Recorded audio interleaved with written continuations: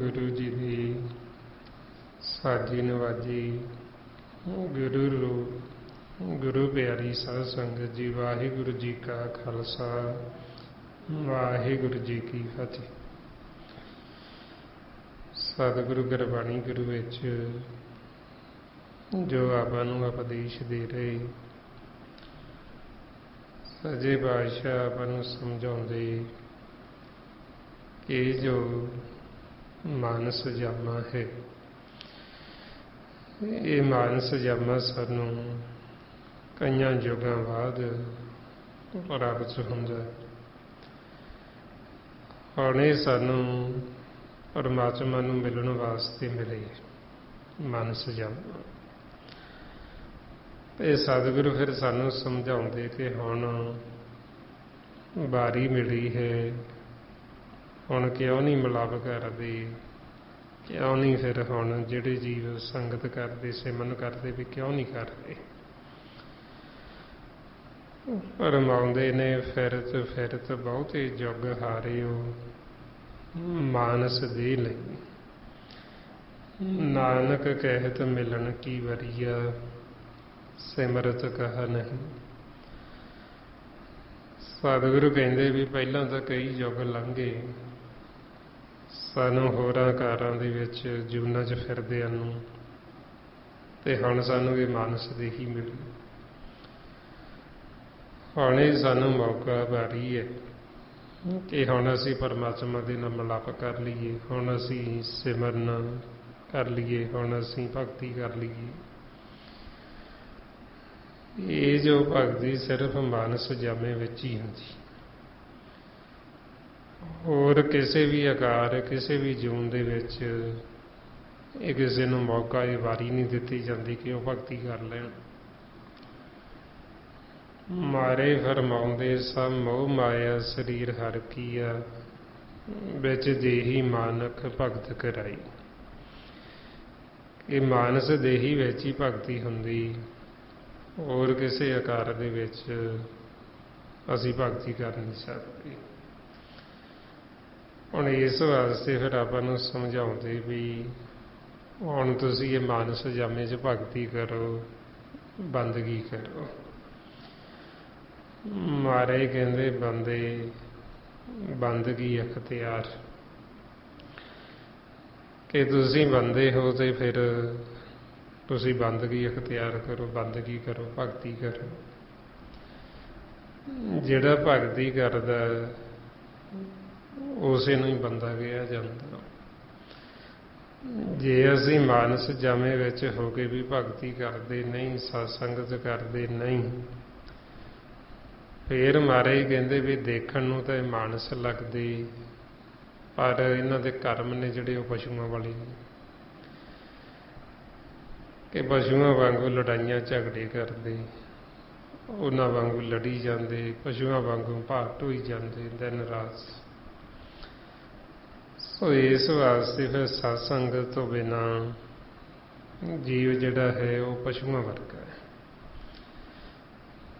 ਰਮਾਉਂਦੇ ban ਸੰਗਤੀ ਸਭ ਐਸੇ ਰਹੇ, ਜੈਸੇ ਪਸ਼ ਢੋਰ, ਜਿਨ ਕੀਤੀ ਤਿਸੇ ਨ ਜਾਣਨੀ, ਬੈਨ ਨਾਮੀ ਸਭ ਚੋਰ। ਜਦ ਤੱਕ ਜੀਵ ਸੰਗਤ ਨਹੀਂ ਕਰਦਾ ਉਹ ਪਸ਼ੂਆਂ ਵਰਗਾ, ਉਹਦਾ ਜੀਵਨ ਪਸ਼ੂਆਂ ਵਰਗਾ ਹੈ। ਤੇ ਜਦ ਤੱਕ ਨਾਮ ਦਾ ਭੇਤ ਨਹੀਂ ਲੈਂਦਾ, ਨਾਮ ਤੋਂ ਬਿਨਾਂ ਹੀ ਚੋਰ ਹੈ, ਤੇ ਚੋਰ ਨੂੰ ਸਜ਼ਾ ਮਿਲਦੀ ਹੈ, ਕੁੱਟ ਪੈਂਦੀ। ਸੋ ਇਸ ਵਾਸਤੇ ਰਾਬਾ ਨੂੰ ਸਮਝਾਉਂਦੇ ਵੀ ਸੰਗਤ ਕਰਕੇ ਅਸੀਂ ਆਪਦੇ ਜੀਵਨ ਦਾ ਜੋ ਅਸਲ ਮਕਸਦ, ਅਸਲ ਮਨੋਰਥ ਹੈ, ਉਸ ਨੂੰ ਜਾਣ ਕੇ ਉਸ ਨੂੰ ਪੂਰਾ ਕਰ ਸਕਦੇ। ਆਓ ਹੁਣ ਜੋ ਆਪਾਂ ਪਿਛਲੇ ਕੁਝ ਸਮੇਂ ਤੋਂ ਧੰਨ ਧੰਨ ਸ੍ਰੀ ਗੁਰੂ ਅਰਜਨ ਦੇਵ ਜੀ ਜੋ ਆਪਾਂ ਨੂੰ ਸੁਖਮਨੀ ਸਾਹਿਬ ਦੀ ਬਾਣੀ ਵਿੱਚ ਉਪਦੇਸ਼ ਦੇ ਰਹੇ, ਸਤਿਗੁਰਾਂ ਦੀ ਕਿਰਪਾ ਦੁਆਰਾ ਇਹ ਆਪਾਂ ਵਿਚਾਰ ਕਰ ਰਹੇ ਹਾਂ। ਕੱਲ ਆਪਾਂ 12ਵੀਂ ਅਸ਼ਟਪਦੀ ਤੇ ਵਿਚਾਰ ਕਰ ਰਹੇ ਸੀ, ਤਿੰਨਾਂ ਪਦਿਆਂ ਤੱਕ ਆਪਾਂ ਵਿਚਾਰ ਕੀਤੀ ਸੀ। ਇਸ ਤੋਂ ਅੱਗੇ ਚੌਥੇ ਪਦੇ ਵਿੱਚ ਜੋ ਸਤਿਗੁਰੂ ਆਪਾਂ ਨੂੰ ਸਮਝਾਉਣਾ ਕਰਦੇ, ਰਮਾਉਂਦੇ ਨੇ, ਜਬ ਲਗ ਜਾਣੇ ਮੁਝ ਤੇ ਕਛ ਹੋਏ, ਪਾਵੇ ਸਕੋ ਸੁਖ ਨਾਹੀ ਕੋਈ। ਇਹ ਜਾਜਕ ਮਨ ਹਉਮੈ ਹੰਕਾਰ ਵਿੱਚ ਜਾਜਕ ਇਹ ਸਮਝਦਾ ਵੀ ਮੇਰੇ ਕੋਲ ਸ਼ਕਤੀ, ਮੇਰੇ ਕੋਲ ਬਲ ਹੈ, ਵੀ ਮੈਂ ਕੁਛ ਕਰ ਸਕਦਾ, ਮੈਂ ਇੱਦਾਂ ਕਰ ਦਾਂਗਾ, ਮੈਂ ਉੱਦਾਂ ਕਰ ਦਾਂਗਾ। ਇਹ ਜੌਬਦਾ ਦੇ ਵਿੱਚ ਪਿਆ ਹੋਇਆ। ਫਿਰ ਮਹਾਰਾਜ ਕਹਿੰਦੇ ਇਹਨੂੰ ਕੋਈ ਸੁੱਖ ਨਹੀਂ ਮਿਲਦਾ ਇਹਦੇ ਵਿੱਚ। ਵੀ ਜਾਚਕ ਇਹਦੇ ਅੰਦਰ ਹਉਮੈ ਹੈ, ਹੰਕਾਰ ਹੈ, ਜਾਚਕ ਫਿਰ ਇਹਦੇ ਅੰਦਰ ਵੱਖਰਾਪਨ ਹੈ। ਇਹ ਸਮਝਦਾ ਹੈ ਵੀ ਮੈਂ ਵੱਖਰਾ, ਤੇ ਉਹਨਾਂ ਸਮਾਂ ਫਿਰ ਇਹਨੂੰ ਸੁੱਖ ਨਹੀਂ ਮਿਲਦਾ ਹੈ, ਇਹ ਸ਼ਾਂਤ ਤੇ ਦੁਖੀ ਹੀ ਰਹਿੰਦਾ ਹੈ। ਇਹ ਹੁਣ ਮਨਮੁਖ ਜੀਵ ਦੀ ਅਵਸਥਾ ਦੱਸਦੇ ਵੀ ਜਿਹੜਾ ਮਨਮੁਖ ਹੈ ਉਹ ਫਿਰ ਹਉਮੈ ਹੰਕਾਰ 'ਚ ਹੋਣ ਕਰਕੇ ਉਹ ਸਮਝਦਾ ਹੈ ਵੀ ਮੈਂ ਇੱਦਾਂ ਕਰਦਾ ਹਾਂ, ਮੈਂ ਇੱਦਾਂ ਕਰਦਾ ਹਾਂ। ਇਹ ਸਤਿਗੁਰੂ ਕਹਿੰਦੇ ਫਿਰ ਜਦ ਤੱਕ ਇਹਦੇ ਅੰਦਰ ਇਹ ਵੱਖਰਾਪਨ ਹੈ ਉਹਨਾਂ ਸਮਾਂ ਇਹਦੇ ਸੁਖੀ ਨਹੀਂ ਹੋ ਸਕਦਾ, ਜਦ ਤੱਕ ਇਹ ਹੁਕਮ ਦੇ ਵਿੱਚ ਨਹੀਂ ਆਉਂਦਾ। ਹੁਕਮ ਤੋਂ ਵਾਕੀ ਹੋਇਆ ਹੋਇਆ ਹਉਮੈ ਹੰਕਾਰ ਦੇ ਵਿੱਚ ਫਿਰ ਦੁਰਮਤ ਦੀ ਅਗਨ ਦੇ ਵਿੱਚ ਜਲਦਾ ਹੈ, ਫਿਰ ਇਹ ਸੜਦਾ ਹੈ। ਤੇ ਇਸ ਦੁਰਮਤ ਦੀ ਅਗਨ ਦੇ ਵਿੱਚ ਇਹਦੇ ਸਾਰੇ ਮਨ ਸੜਦੇ ਪਏ ਨੇ। ਰਮਾਉਂਦੇ ਨੇ ਦੁਰਮਤ ਅਗਨ ਜਗ 'ਚ ਪਰ ਜਾ ਰਹੀ, ਕਿ ਦੁਰਮਤ ਦੀ ਅਗਨ ਮਨਾਂ ਨੂੰ ਸਾੜਦੀ, ਮਨ ਸੁਖੀ ਨਹੀਂ ਹੈ। ਹੁਣ ਕਿਉਂ ਨਹੀਂ ਸੁਖੀ, ਕਿਉਂ ਦੁਖੀ ਨੇ? ਕਿਉਂਕਿ ਇਹ ਸਮਝਦੇ ਵੀ ਅਸੀਂ ਕਰ ਰਹੇ ਹਾਂ, ਅਸੀਂ ਆਪਦੇ ਆਪ ਨੂੰ ਇਹ ਵੱਖਰਾ ਸਮਝਦੇ, ਹੁਕਮ ਤੋਂ ਆਕੀ ਹੋਏ ਹੋਏ ਨੇ। ਇਸ ਵਾਸਤੇ ਫਿਰ ਮਹਾਰਾਜ ਕਹਿੰਦੇ ਵੀ ਜਦ ਤੱਕ ਇਹਦੇ ਅੰਦਰ ਫਿਰ ਹੰਕਾਰ ਹੈ, ਹਉਮੈ ਹੈ, ਹੁਕਮ ਤੋਂ ਵਾਕੀ ਹੈ, ਫਿਰ ਉਹਨਾਂ ਸਮਾਂ ਇਹ ਸੁਖੀ ਨਹੀਂ ਹੁੰਦਾ, ਇਹ ਦੁਖੀ ਹੀ ਰਹਿੰਦਾ ਹੈ। ਫਿਰ ਮਹਾਰਾਜ ਦੱਸਦੇ ਜਾਵੇ ਜਾਣੇ ਮੈਂ ਕਿਛ ਕਰਤਾ, ਤਬ ਲਗ ਗਰਭ ਜੂਨ ਮੈਂ ਫਿਰਤਾ। ਵੀ ਜਦੋਂ ਇਹਦੇ ਅੰਦਰ ਹੰਕਾਰ ਹੈ, ਇਹ ਸਮਝਦਾ ਹੈ ਵੀ ਮੈਂ ਕਰਦਾ। ਜਿਵੇਂ ਹੁਣ ਸੰਸਾਰ ਦੇ ਵਿੱਚ ਜੀਵ ਸਮਝਦਾ ਹੈ ਵੀ ਮੇਰੇ ਤੋਂ ਬਿਨਾਂ ਇਹ ਸੰਸਾਰ ਦਾ ਕੰਮ ਨਹੀਂ ਹੋਣਾ, ਜੇ ਮੈਂ ਕਰਦਾ ਤਾਂਹੀਓ ਚੱਲਦਾ ਹੈ, ਜੇ ਮੈਂ ਨਹੀਂ ਕਰਾਂਗਾ ਤੇ ਇਹ ਚੱਲਣਾ ਹੀ ਨਹੀਂ ਹੈ। ਹੁਣ ਇਹ ਸਾਨੂੰ ਭਰਮ ਹੈ ਕਿ ਅਸੀਂ ਚਲਾ ਰਹੇ ਹਾਂ। ਜਦੋਂ ਆਪਾਂ ਨਹੀਂ ਸੀ ਉਦੋਂ ਵੀ ਚੱਲਦਾ ਸੀ, ਤੇ ਜਦੋਂ ਆਪਾਂ ਨਹੀਂ ਰਵਾਂਗੇ ਇਹ ਫੇਰ ਵੀ ਚੱਲੀ ਜਾਣਾ, ਇਹ ਕਿਸੇ ਬਿਨਾਂ ਖੜਦਾ ਨਹੀਂ ਹੈ। ਕਿਉਂਕਿ ਇਸ ਨੂੰ ਚਲਾਉਣ ਵਾਲਾ ਸ੍ਰਿਸ਼ਟੀ ਨੂੰ ਮਾਲਕ ਆਪ ਹੈ, ਜੀਵਾਂ ਨੂੰ ਆਪ ਚਲਾਉਣ ਵਾਲਾ। ਅਸੀਂ ਕਿਸੇ ਨੂੰ ਕੁਝ ਦੇ ਨਹੀਂ ਸਕਦੇ। ਜੋ ਮਾਲਕ ਸਾਨੂੰ ਸਵਾਸ ਦੇ ਕੇ ਜਿਉਂਦਾ ਰੱਖ ਰਹੀ ਹੈ, ਉਹੀਓ ਸਾਡੀ ਪਾਲਣਾ ਪੋਸ਼ਣ ਕਰਦਾ, ਉਹੀਓ ਸਾਨੂੰ ਸਾਰਾ ਕੁਝ ਦਿੰਦਾ ਹੈ। ਹੁਣ ਆਪਾਂ ਨੂੰ ਕਹਿੰਦੇ ਵੀ ਜੇ ਤਾਂ ਤੁਸੀਂ ਕਿਸੇ ਨੂੰ ਸਵਾਸ ਦੇ ਕੇ ਜਿਉਂਦਾ ਰੱਖ ਸਕਦੇ ਹੋ, ਫਿਰ ਤਾਂ ਤੁਸੀਂ ਸਮਝ ਲਓ ਵੀ ਮੈਂ ਕੁਝ ਹੋਰ ਵੀ ਕਰ ਸਕਦਾ। ਜੇ ਤੁਸੀਂ ਕਿਸੇ ਜੀਵ ਨੂੰ ਸਵਾਸ ਦੇ ਕੇ ਜਿਉਂਦਾ ਨਹੀਂ ਰੱਖ ਸਕਦੇ, ਤੇ ਫਿਰ ਤੁਸੀਂ ਇਹ ਮਤ ਜਾਣੋ ਵੀ ਤੁਸੀਂ ਕੁਝ ਹੋਰ ਵੀ ਕਰ ਸਕਦੇ। ਕਿਉਂਕਿ ਜੋ ਮਾਲਕ ਨਿਰੰਕਾਰ ਵਾਹਿਗੁਰੂ ਜੋ ਸਾਨੂੰ ਸਵਾਸ ਦੇ ਰਿਹਾ, ਫਿਰ ਉਹੀਓ ਸਾਨੂੰ ਸਾਰਾ ਕੁਝ ਦਿੰਦਾ, ਉਹੀਓ ਸਾਡੇ ਮਨ ਦੀਆਂ ਤਨ ਦੀਆਂ ਲੋੜਾਂ ਪੂਰੀਆਂ ਕਰਦਾ, ਉਹੀਓ ਜੀਵਾਂ ਨੂੰ ਰਿਜ਼ਕ ਦਿੰਦਾ, ਉਹੀਓ ਪਾਲਣਾ ਪੋਸ਼ਣਾ ਕਰਦਾ ਹੈ। ਹੁਣ ਮਹਾਰਾਜ ਕਹਿੰਦੇ ਵੀ ਜਦੋਂ ਇਹਨੂੰ ਭਰਮ ਹੈ, ਮਨਮੋਹ ਕਹਿੰਦਾ ਮੈਂ ਹੀ ਕਰਦਾ, ਮੇਰੇ ਬਿਨਾਂ ਹੋਣਾ ਕੋਈ ਨਹੀਂ।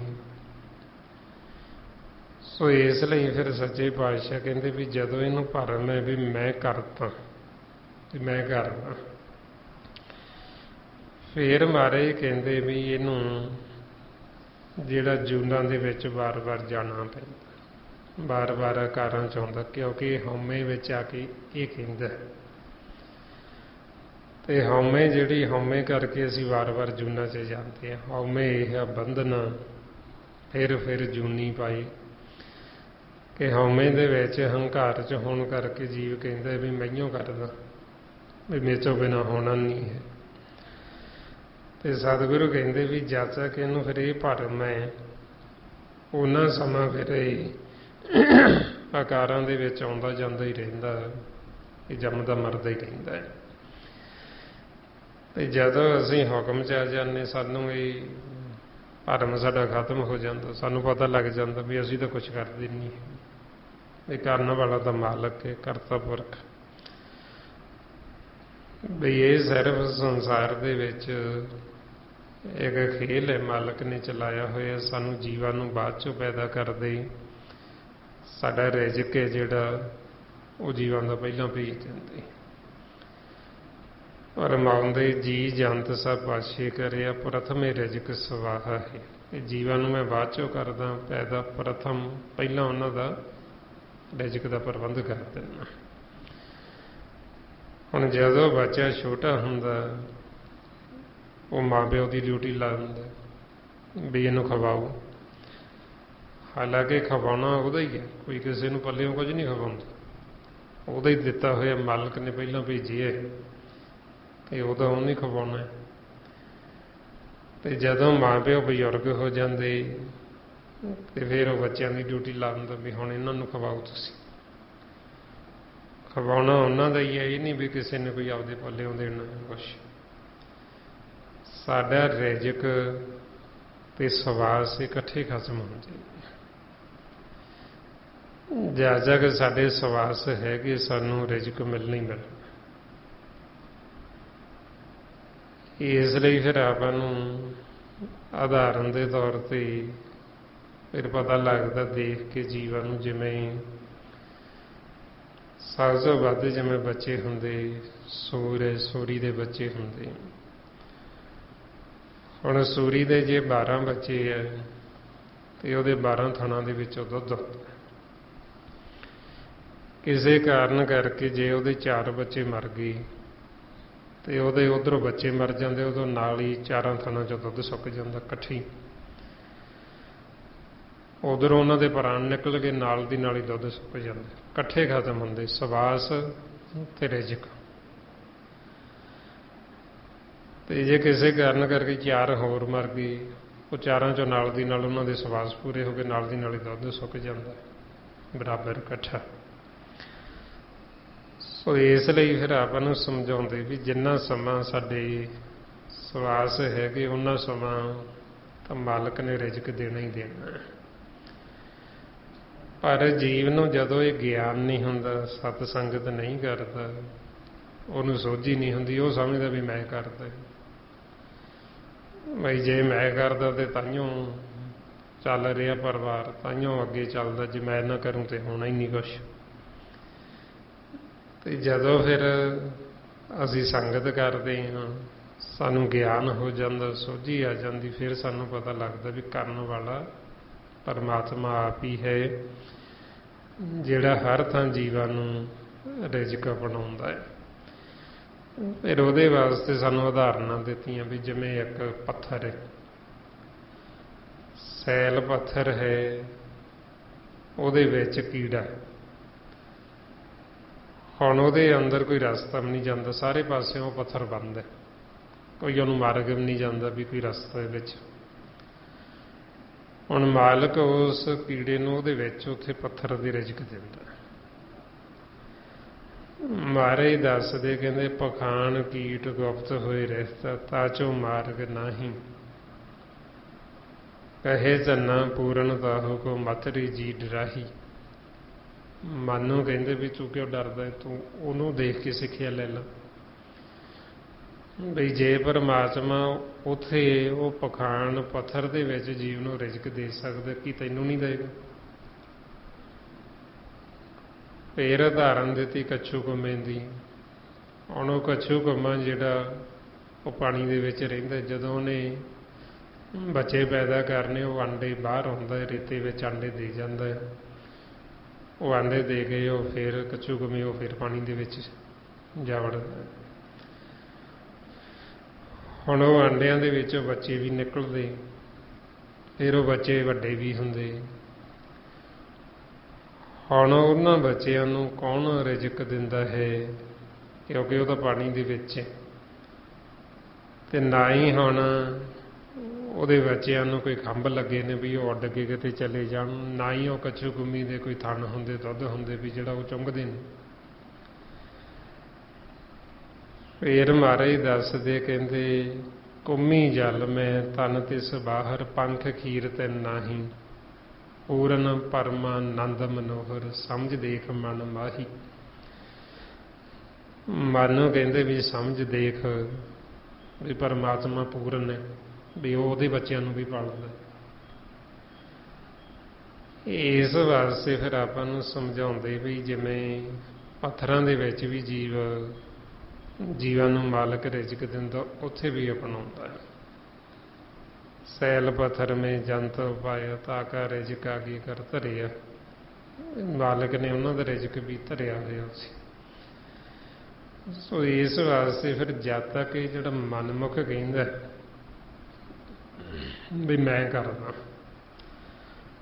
ਫਿਰ ਉਹਨਾਂ ਸਮਾਂ ਮਹਾਰਾਜ ਕਹਿੰਦੇ ਵੀ ਇਹ ਗਰਭ ਦੇ ਵਿੱਚ ਵੀ ਹਉਮੈ ਹੰਕਾਰ ਦੇ ਵਿੱਚ ਹੋਣ ਕਰਕੇ ਫਿਰ ਇਹ ਜੂਨਾਂ ਦੇ ਵਿੱਚ ਪਿਆ ਰਹਿੰਦਾ, ਫਿਰ ਇਹ ਜੰਮਦਾ ਮਰਦਾ ਆਕਾਰਾਂ ਦੇ ਵਿੱਚ ਆਉਂਦਾ ਰਹਿੰਦਾ।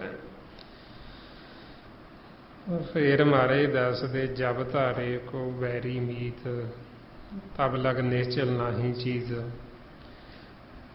ਜਦੋਂ ਇਹ ਫਿਰ ਕਿਸੇ ਨੂੰ ਮਨ ਦੇ ਵਿੱਚ ਕਿਸੇ ਨੂੰ ਤਾਂ ਆਪਦਾ ਵੈਰੀ ਬਣਾ ਲੈਂਦਾ ਵੀ ਇਹ ਮੇਰਾ ਵੈਰੀ ਹੈ, ਮੇਰਾ ਦੁਸ਼ਮਣ, ਕਿਸੇ ਨੂੰ ਕਹਿੰਦਾ ਵੀ ਇਹ ਮੇਰਾ ਦੋਸਤ ਹੈ, ਮੇਰਾ ਮਿੱਤਰ ਹੈ। ਹੁਣ ਜਾ ਕੇ ਇਹਨਾਂ ਦੋਵਾਂ 'ਚ ਫਸਿਆ ਹੋਇਆ ਹੈ, ਕਿਸੇ ਨੂੰ ਵੈਰੀ ਬਣਾ ਲਿਆ, ਕਿਸੇ ਨੂੰ ਮਿੱਤਰ ਬਣਾ ਲਿਆ।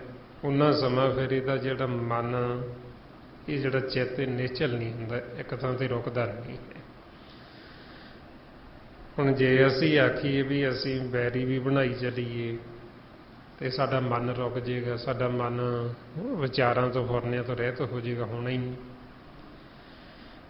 ਕਿਉਂਕਿ ਜੇ ਅਸੀਂ ਕਿਸੇ ਨਾਲ ਵੈਰ ਵਿਰੋਧ ਰੱਖਾਂਗੇ, ਕਿਸੇ ਨੂੰ ਅਸੀਂ ਆਪਦਾ ਵੈਰੀ ਬਣਾਵਾਂਗੇ, ਤੇ ਸਾਡਾ ਵਿਚਾਰ ਨਹੀਂ ਰੁਕਣੇ। ਦੁਵਿਧਾ ਦੇ ਵਿੱਚ ਪਏ ਹੋਏ ਸਾਡਾ ਮਨ ਨਹੀਂ ਠਹਿਰੇਗਾ, ਸਾਡਾ ਮਨ ਰੁਕੇਗਾ ਹੀ ਨਹੀਂ।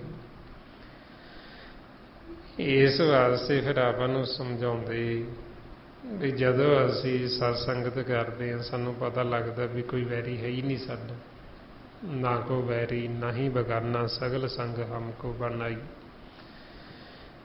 ਤੇ ਫਿਰ ਆਪਾਂ ਨੂੰ ਪਤਾ ਲੱਗਦਾ ਵੀ ਨਾ ਤਾਂ ਅਸੀਂ ਕਿਸੇ ਨਾਲ ਵੈਰ ਰੱਖਣਾ, ਕਿਸੇ ਨੂੰ ਆਪਦਾ ਵੈਰੀ ਬਣਾਉਣਾ, ਤੇ ਜਿਹੜੇ ਮਿੱਤਰ ਹੈ ਮਿੱਤਰ ਅਸੀਂ ਇੱਕ ਨੂੰ ਬਣਾਉਣਾ ਪਰਮਾਤਮਾ ਨੂੰ। ਸੰਸਾਰ 'ਚ ਅਸੀਂ ਜਿੰਨੇ ਮਰਜ਼ੀ ਮਿੱਤਰ ਬਣਾ ਲਈਏ, ਜਦ ਤੱਕ ਅਸੀਂ ਇੱਕ ਨਾਲ ਮਿੱਤਰਤਾ ਨਹੀਂ ਕਰਦੇ ਵਾਹਿਗੁਰੂ ਨਾਲ, ਉਹਨਾਂ ਸਮਾਂ ਸਾਡੇ ਮਨ ਨੂੰ ਸੁੱਖ ਨਹੀਂ ਮਿਲਦਾ, ਸ਼ਾਂਤੀ ਨਹੀਂ ਆਉਂਦੀ ਹੈ। ਇਸ ਲਈ ਮਹਾਰਾਜ ਫਰਮਾਉਂਦੇ, ਕਬੀਰ ਸੁਖ ਨਾ ਇਹ ਜਗ ਕੀਏ ਜੋ ਬਹੁਤੇ ਮੀਤ, ਜੋ ਚਿਤ ਰਾਖੇ ਇਕ ਸਿਉ ਤੇ ਸੁਖ ਪਾਵੇ ਨੀਤ। ਕਿ ਜਿਨ੍ਹਾਂ ਦਾ ਤਾਂ ਚਿੱਤ ਇੱਕ ਨਾਲ ਜੁੜ ਗਿਆ ਮਾਲਕ ਨਾਲ, ਉਹ ਤਾਂ ਨਿਤ ਹੀ ਸੁਖ, ਨਿਤ ਹੀ ਸੁੱਖਾਂ ਦੇ ਵਿੱਚ, ਆਨੰਦਾਂ ਦੇ ਵਿੱਚ ਨੇ। ਤੇ ਜਿਨ੍ਹਾਂ ਨੇ ਫਿਰ ਕਿਸੇ ਨੂੰ ਵੈਰੀ, ਕਿਸੇ ਨੂੰ ਮਿੱਤਰ ਬਣਾ ਲਿਆ, ਸੰਸਾਰ 'ਚ ਜਿੰਨੇ ਮਰਜ਼ੀ ਮਿੱਤਰ ਬਣਾ ਲਈ, ਸਾਡਾ ਜਿਹੜਾ ਮਨ ਹੈ, ਮਨ ਦਾ ਦੁੱਖ ਨਹੀਂ ਕੱਟਿਆ ਜਾਂਦਾ, ਮਨ ਸਾਡਾ ਸ਼ਾਂਤ ਦੁਖੀ ਹੀ ਰਹਿੰਦਾ ਹੈ। ਮਾਰੇ ਫਰਮਾਉਂਦੇ, ਮਿੱਤਰ ਘਨੇਰੇ ਕਰ ਥਕੀ, ਮੇਰਾ ਦੁੱਖ ਕਾਟੇ ਕੋਈ, ਮੈਲ ਪ੍ਰੀਤਮ ਦੁੱਖ ਕੱਟਿਆ ਸ਼ਬਦ ਮਿਲਾਵਾ ਹੋਈ। ਇਸ ਸੰਸਾਰ ਦੇ ਵਿੱਚ ਤਾਂ ਅਸੀਂ ਘਨੇਰੇ ਬੜੇ ਮਿੱਤਰ ਬਣਾਏ, ਬੜੇ ਦੋਸਤ ਬਣਾਏ, ਪਰ ਸਾਡੇ ਮਨ ਦਾ ਦੁੱਖ ਤਾਂ ਕਿਸੇ ਨੇ ਕੱਟਿਆ ਹੀ ਨਾ। ਸਾਡਾ ਮਨ ਤਾਂ ਦੁਖੀ ਹੀ ਰਿਹਾ, ਸ਼ਾਂਤ ਹੀ ਰਿਹਾ। ਤੇ ਦੁੱਖ ਕਦੋਂ ਕੱਟਿਆ ਗਿਆ? ਜਦੋਂ ਇੱਕ ਨੂੰ ਮਿੱਤਰ ਬਣਾ ਲਏ, ਪਰਮਾਤਮਾ ਨੂੰ। ਇਸ ਲਈ ਵੀ ਜੇ ਤਾਂ ਸਾਡਾ ਸੱਜਣ ਇੱਕ, ਫਿਰ ਤਾਂ ਸਾਡੇ ਸਾਰੇ ਸੱਜਣ ਹੀ ਨੇ, ਸਾਡਾ ਕਿਸੇ ਨਾਲ ਕੋਈ ਵੈਰ ਹੀ ਨਹੀਂ। ਤੇ ਜਿਹਨੇ ਇੱਕ ਨੂੰ ਆਪਦਾ ਸੱਜਣ ਨਹੀਂ ਬਣਾਇਆ, ਉਹਨੇ ਫਿਰ ਇਹ ਬਾਦ ਵਿਵਾਦ 'ਚ ਪਿਆ ਹੀ ਰਹਿਣਾ। ਉਹਨੇ ਕਦੇ ਕਿਸੇ ਨੂੰ ਮਿੱਤਰ ਬਣਾ ਲੈਣਾ, ਕਿਸੇ ਨੂੰ ਵੈਰੀ ਬਣਾ ਲੈਣਾ। ਇਸ ਲਈ ਮਾਰੇ ਫਰਮਾਉਂਦੇ, ਇੱਕ ਸੱਜਣ ਸਭ ਸੱਜਣਾ, ਇੱਕ ਵੈਰੀ ਸਭ ਬਾਦ। ਵੀ ਜੀਸਸ ਦਾ ਇੱਕ ਸੱਜਣ ਹੈ, ਉਹਦੇ ਤਾਂ ਸਾਰੇ ਸੱਜਣ ਨੇ। ਜਿਹੜਾ ਮਾਲਕ ਦਾ ਪਿਆਰਾ, ਪਰਮਾਤਮਾ ਦਾ, ਉਹ ਸਭਨਾਂ ਦਾ ਹੀ ਪਿਆਰਾ, ਉਹਦਾ ਕਿਸੇ ਨਾਲ ਕੋਈ ਵੈਰੀ ਨਹੀਂ। ਫਰਮਾਉਂਦੇ, ਜੋ ਹਰ ਕਾ ਪਿਆਰਾ ਸੋ ਸਭਨਾ ਕਾ ਪਿਆਰਾ। ਸੋ ਇਸ ਲਈ ਫਿਰ ਜਦੋਂ ਆਪਾਂ ਮਾਲਕ ਨੂੰ ਮਿੱਤਰ ਬਣਾ ਲਿਆ, ਪਰਮਾਤਮਾ ਨੂੰ, ਫਿਰ ਸਾਡਾ ਕਿਸੇ ਨਾਲ ਕੋਈ ਵੈਰ ਵਿਰੋਧ ਰਹਿੰਦਾ ਨਹੀਂ ਹੈ। ਤਾਈਓ ਫਿਰ ਭਗਤਾਂ ਨੇ, ਗੁਰੂ ਸਾਹਿਬਾਨਾਂ ਨੇ, ਸੰਤਾਂ ਨੇ, ਸਾਧੂਆਂ ਨੇ, ਉਹਨਾਂ ਨੇ ਫਿਰ ਸਾਰਾ ਕੁਛ ਪਰਮਾਤਮਾ ਨੂੰ ਹੀ ਆਪਣਾ ਬਣਾ ਲਿਆ।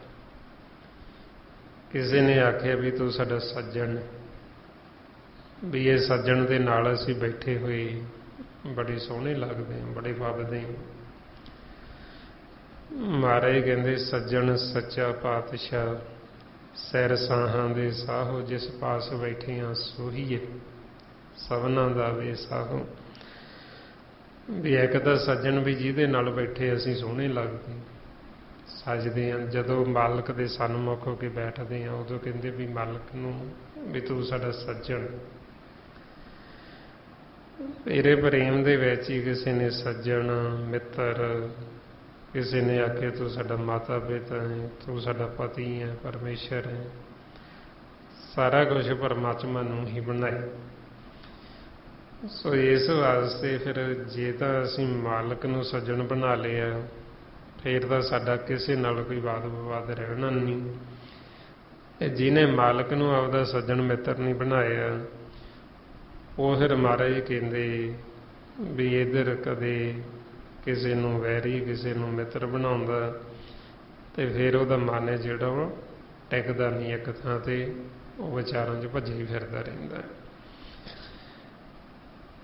ਫਿਰ ਮਹਾਰਾਜ ਦੱਸਦੇ, ਜਬ ਲਗ ਮੋਹ ਮਗਨ ਸੰਗ ਮਾਈ, ਤਬ ਲਗ ਧਰਮ ਰਾਜ ਦੇ ਸਜਾਈ। ਹੁਣ ਜਾਜਕ ਮਨ ਇਧਰ ਮਾਇਆ ਦੇ ਮੋਹ ਦੇ ਵਿੱਚ, ਇਧਰ ਮਾਇਆ ਦੇ ਪਿਆਰ ਦੇ ਵਿੱਚ ਮਗਨ ਹੋਇਆ ਹੋਇਆ, ਇਧਰ ਸੰਸਾਰ ਦੇ ਵਿੱਚ ਇਹਨੇ ਪਿਆਰ ਪਾਇਆ ਹੋਇਆ, ਮਾਇਆ ਦੇ ਨਾਲ ਪ੍ਰੀਤ ਪਾਈ ਹੈ। ਫਿਰ ਇਹਨੂੰ ਜਿਹੜਾ ਧਰਮ ਰਾਏ ਹੈ ਉਹ ਸਜ਼ਾ ਦਿੰਦਾ ਹੈ। ਹੁਣ ਮਨਮੁਖ ਜੀਵ ਹੈ ਜਿਹੜਾ, ਉਹਦਾ ਪਿਆਰ ਹੁੰਦਾ ਹੈ ਮਾਇਆ ਦੇ ਨਾਲ, ਤੇ ਉਹ ਮਾਇਆ ਦੇ ਪਿਆਰ ਦੇ ਵਿੱਚ, ਮਾਇਆ ਦੇ ਮੋਹ ਦੇ ਵਿੱਚ ਸੁੱਤਾ ਹੁੰਦਾ ਹੈ। ਫਰਮਾਉਂਦੇ ਨੇ, ਮਨਮੁਖ ਸੂਤਾ ਮਾਇਆ ਮੋਹ ਪਿਆਰ। ਹੁਣ ਮਾਇਆ ਜਿਹੜੀ ਹੈ ਦੋ ਪ੍ਰਕਾਰ ਦੀ।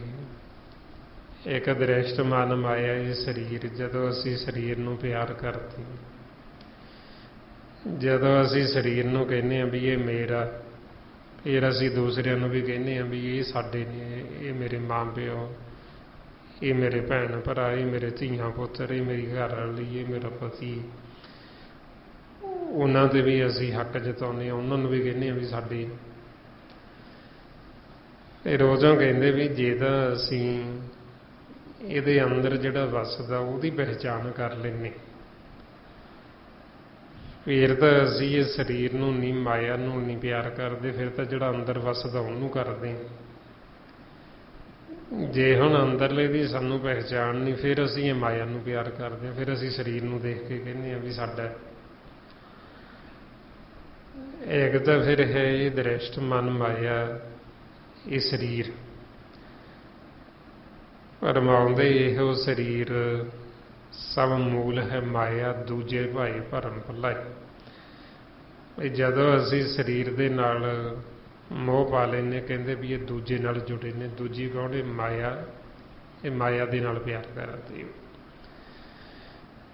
ਤੇ ਇੱਕ ਮਾਇਆ ਹੈ ਸੂਖਮ, ਜਿਹੜੇ ਤ੍ਰੈ ਗੁਣ ਨੇ, ਜਿੱਥੇ ਵਿਚਾਰ ਚੱਲਦੇ, ਫੁਰਨੇ ਚੱਲਦੇ, ਜਿਸ ਨੂੰ ਮਹਾਰਾਜ ਕਹਿੰਦੇ ਰਜਗੁਣ, ਤਮ ਗੁਣ, ਸਤਗੁਣ ਕਹੀਏ, ਇਹ ਤੇਰੀ ਸਭ ਮਾਇਆ।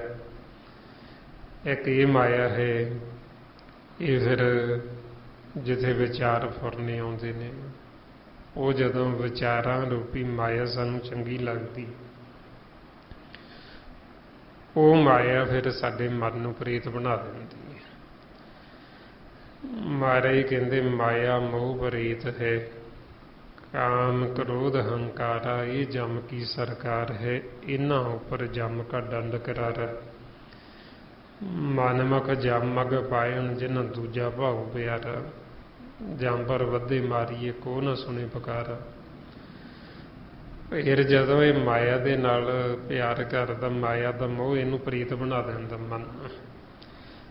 ਇਹਦੇ ਜਮ ਨੇ ਜਿਹੜੇ ਇਹਨੂੰ ਆਪਦੇ ਮਾਰਗ ਤੇ ਲਿਜਾ ਕੇ ਫਿਰ ਇਹਨੂੰ ਕੁੱਟਦੇ, ਫਿਰ ਇਹਦੀ ਕੋਈ ਕੂਕ ਪੁਕਾਰ ਨਹੀਂ ਸੁਣਦਾ। ਤੇ ਇਸ ਲਈ ਫਿਰ ਇਹ ਜਮਾਂ ਦੇ ਮਾਰਗ ਤੇ ਚੱਲਦਾ ਹੋਇਆ ਮਨ ਪ੍ਰੀਤ ਬਣਿਆ ਹੋਇਆ, ਫਿਰ ਤਾਂਹੀਓ ਇਹਨੂੰ ਧਰਮ ਰਾਏ ਜਿਹੜਾ ਇਹਦੀ ਸਜ਼ਾ ਦਿੰਦਾ ਹੈ।